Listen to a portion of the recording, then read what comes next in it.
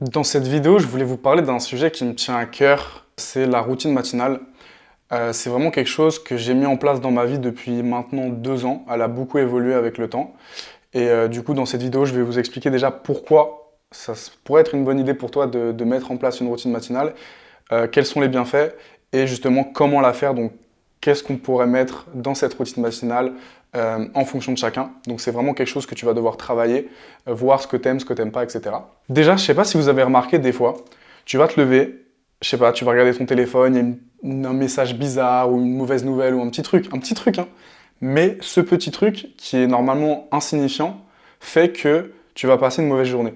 Vu que t'étais pas vraiment réveillé, etc., tu as une petite mauvaise nouvelle, ton cerveau il est pas encore vif. Ce qui s'est passé, c'est que cette petite mauvaise nouvelle a donné une énergie vraiment bizarre à ta journée et en fait, t'as pas réussi à sortir de cette énergie-là, ce qui fait que tu as juste passé une journée bizarre ou genre dans un mood bizarre, ok?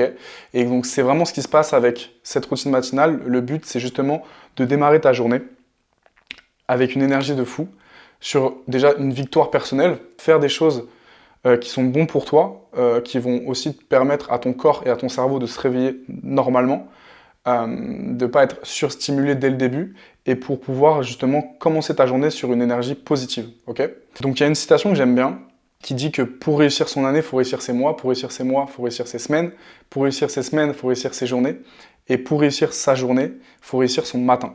En réalité, tout se passe dans la première heure. Et donc du coup, c'est ce qu'on va voir dans cette vidéo. Tous les conseils que je vais pouvoir vous donner dans cette vidéo, toutes les choses à faire, à mettre dans votre routine matinale, il faut comprendre que le plus important, c'est d'être constant dans son habitude. Je m'explique. Souvent, quand j'explique aux gens comment mettre une routine matinale, ils veulent mettre plein de choses. Du coup, ils ont une routine matinale à rallonge. Et en fait, ils arrivent à la tenir 5 jours. Et après, en fait, ils n'arrivent plus à la tenir. Donc là, moi, je vous parle vraiment de choses où il faut y aller progressivement, de voir ce qui te plaît, ce qui ne te plaît pas, mais avant toute chose, de la tenir. Ok? Parce que quand tu vas tester une nouvelle habitude, en fait, ce qui se passe, c'est que c'est dur pour toi parce que tu vas créer un circuit neuronal dans ton cerveau que ton cerveau n'a pas l'habitude de prendre. Donc c'est pour ça qu'au début, il faut se forcer. Et on dit qu'en moyenne, on crée une habitude en 21 jours et en 90 jours, un lifestyle dans le sens où cette habitude devient complètement inconsciente. Donc garde ça en tête, le plus important c'est vraiment d'être durable et d'être constant dans ta routine matinale. C'est pas grave si tu la changes, si tu la modifies, etc. Mais vraiment d'essayer de la faire tous les jours, même si c'est un tout petit peu. Ok? Donc maintenant, concrètement, qu'est-ce qu'on peut mettre dedans? La règle, pour moi, une des règles de base, c'est déjà pas de téléphone. Ou alors, quand je dis pas de téléphone, c'est pas de rapport avec le monde extérieur.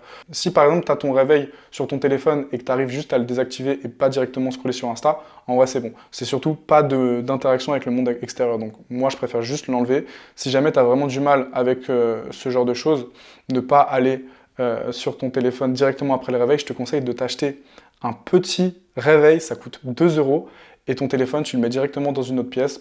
Comme ça, il n'y a même plus à discuter, tu l'as pas. Donc ça, c'est déjà la première règle. Quelque chose de très bête aussi, c'est boire de l'eau dès le matin. Moi, je me réveille, c'est dans les 5 premières minutes, je bois énormément d'eau. C'est tout con, mais en gros, ça va éliminer tes toxines et tes acides en fait dans ton système digestif qui auront travaillé toute la nuit. Et aussi, ça active tout simplement ton métabolisme. Ça te dit à ton corps, ok, bah ça se réveille. Donc je vais vous montrer une image qui est très simple, qui résume bien et qui est tirée du livre Miracle Morning que je vous conseille si vous voulez aller plus loin dans ce sujet-là, qui nous explique que justement il faut essayer d'avoir des activités qui regroupent le silence, les affirmations, la visualisation, l'exercice, la lecture et l'écriture. Ok? T'es pas obligé de tout mettre, il faut que tu vois en fonction de toi. Par exemple, moi l'exercice, je l'ai jamais mis dans ma routine matinale parce que quoi qu'il arrive, je faisais ma séance de sport dans la journée, j'avais pas besoin de l'incorporer. Je l'ai remplacé par des étirements. Donc maintenant que vous avez les bases, c'est pas très compliqué, je vais vous donner mes conseils et un exemple de routine matinale que j'avais pu mettre en place à l'époque pour vous donner un peu une idée. Donc je me levais, je prenais ma douche, j'allais manger. En même temps de manger, du coup évidemment je buvais mon grand verre d'eau. Pas de café. Le café, vraiment, j'attends 1 heure après mon réveil pour le boire. Donc, je mangeais. En même temps de manger, je regardais une vidéo de 10-15 minutes. Alors, ça dépend ce qui vous plaît, en fait, dans la vie. Mais des vidéos, voilà, par exemple, un podcast, quelque chose de pas trop compliqué, peut-être un livre audio, etc. Moi, je regardais des vidéos de développement personnel. J'avais fait une liste sur YouTube de plein de vidéos qui pouvaient m'intéresser, des conférences, peu importe. Et du coup, je regardais à peu près 10-15 minutes chaque matin. Donc encore une fois, ça me met en action, mais ça me demande pas trop de réfléchir et c'est aussi des bonnes choses. Évite peut-être de regarder des podcasts ou des conférences sur des serial killers ou des trucs comme ça. Peut-être, c'est peut-être pas bon. Mais voilà, une petite activité, un petit podcast, un petit truc sympa. Donc après ça, j'allais dans ma chambre. Je m'étirais pendant 5 minutes, donc voilà 4-5 exercices d'étirement, c'est très rapide. En même temps, je mettais des musiques un peu de méditation ou alors des fréquences. Il y en a plein qui existent, même sur YouTube, tu vas avoir des vidéos de 10-15 minutes de méditation accompagnée. Donc moi, je mettais ça aussi en même temps de m'étirer.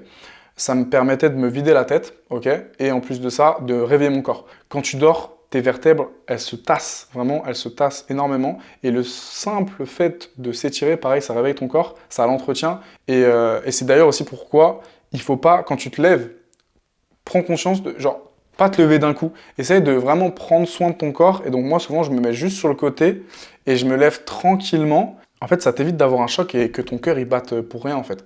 Donc juste, tu te lèves tranquillement, tu t'étires, etc. Et donc voilà, c'est très très simple à mettre en place. Des étirements, ça prend 5 minutes. Et en plus de ça, potentiellement, à 50-60 ans, tu vas commencer à me remercier quand tout le monde aura des douleurs de dos et que toi, tu vas aller bien parce que justement, tu auras pris soin de ton corps. Donc après, ce que je faisais, par exemple, moi, j'ai énormément de mal à lire. Je me force, je lis tous les jours, mais je me force, je sais pas, ça veut pas rentrer dans mon cerveau. Donc, je mettais en place de lire au moins 5 pages, vraiment minimum, ok? Je me forçais juste 5 pages. Et après ça, ce que je faisais, c'est que j'écrivais. Alors, pour la petite histoire, si de toutes les habitudes que je vous ai données là, il y en a une seule à vraiment ne pas négliger, c'est l'écriture. Et c'est quelque chose que j'ai négligé pendant très longtemps, et c'est un ami à moi qui m'a dit « essaye ». Et je me suis dit « j'essaye, mais bon, je pensais pas trop que ça allait marcher ». Le fait d'écrire, déjà, ça te libère d'un poids, parce que vu que ce que tu écris, c'est sur papier, il y a quelque chose où, du coup, tu n'y penses plus. Ça te vide la tête et t'es pas stressé à penser à des choses. Vu que c'est sur papier, il y a quelque chose inconscient où tu te dis, bon bah j'ai plus besoin d'y penser. Donc, ce que j'écrivais sur mon journal, du coup, il y avait 3 choses différentes. La première, c'était j'écrivais 5 affirmations positives. Je vais peut-être faire une vidéo consacrée juste sur les affirmations positives parce qu'il y a quand même pas mal de choses à en dire. Déjà, il ne faut pas de négation. Donc enlever les ne pas, ne quelque chose, il faut que tout le temps que ce soit formule positif et aussi il faut que ce soit au présent. Même si c'est quelque chose que tu n'as pas encore, il faut que tu l'écrives au présent. Et moi, ce que je faisais aussi, c'est que je mettais en début de phrase « Je suis heureux et reconnaissant maintenant que blablabla ». Bla bla bla.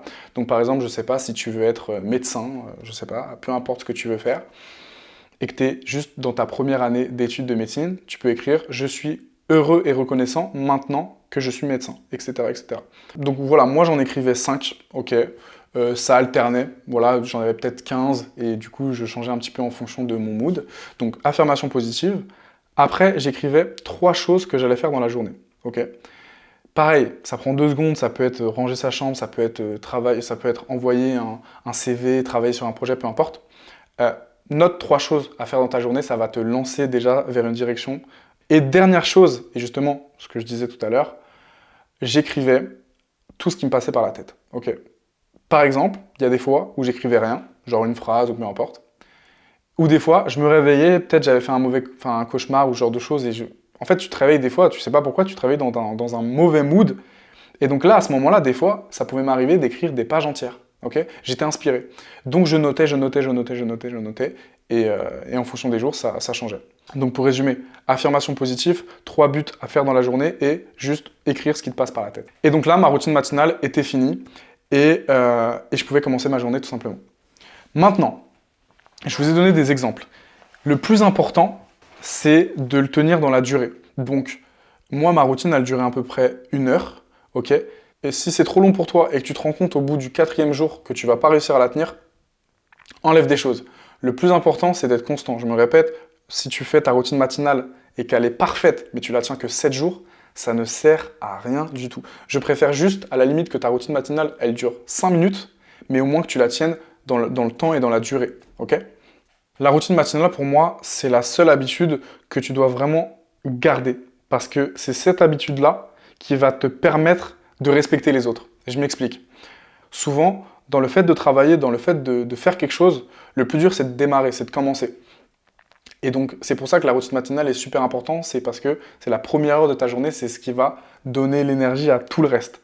Donc, sois discipliné sur ta routine matinale. Une fois que tu l'as mis en place, une fois que tu l'as écrite, une fois que tu l'as travaillée, essaye de la respecter. Et je peux te garantir justement qu'à la fin de cette routine matinale, ça va être beaucoup plus simple pour toi de faire les autres choses, les autres habitudes, le travail qui te reste à faire. Après, je vais quand même rajouter une petite précision. La routine matinale, c'est génial, c'est super, mais ça ne remplace pas le travail. Donc si toi, dès le matin, tu peux aller te mettre à bosser, fais-le. Ça va toujours être mieux que de faire ta routine matinale. Souvent dans le dev perso, on a ce truc-là de ouais, 4 heures de routine matinale, des bains froids, des machins, des trucs. C'est génial, mais ça remplace pas le fait de travailler. Donc encore une fois, la routine matinale, elle est évolutive, ok? En fonction de tes moods, en fonction de tes cycles, en fonction de si jamais ça va dans ta vie, si jamais tu es productif, il faut que tu l'adaptes, ok?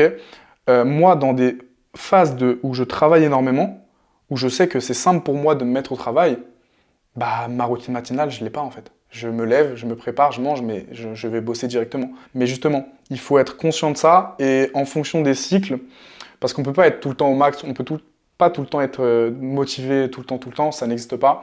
Donc il faut, voilà, savoir où est-ce qu'on se situe et justement adapter notre routine matinale en fonction de ça.